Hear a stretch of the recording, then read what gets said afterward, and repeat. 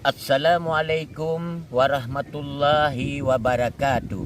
Ulun Tuan T. Mukhtaruddin Fatani SH, salah sidro seniman di Nanggro Aceh Darussalam yang disebut dengan Nan apa lamba. Jadi kepada saudara-saudara Lun Mandum back tua mulai dari tanggal 18 bulan 10 sampai akhir bulan vaksin di Taman Budaya Kota Banda Aceh yang diselenggarakan oleh Kapolresta Kota Banda Aceh.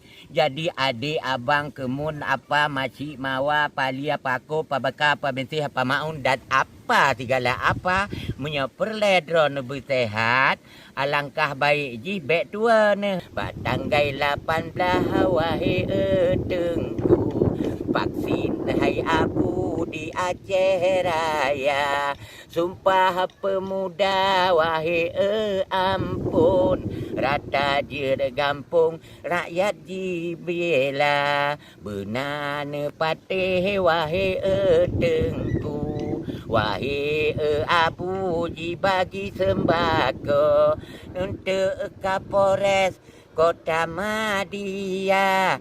Gebagi ke gata wahai abua, sembako hai tengku jibi ke rakyat, supaya gata bek melarat hai mawa. Ya menang bek tua ne bak tanggal 18 vaksin ya menang di Taman Budaya Kota Banda Aceh.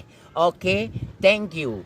Don't worry, be happy. Assalamualaikum warahmatullahi wabarakatuh.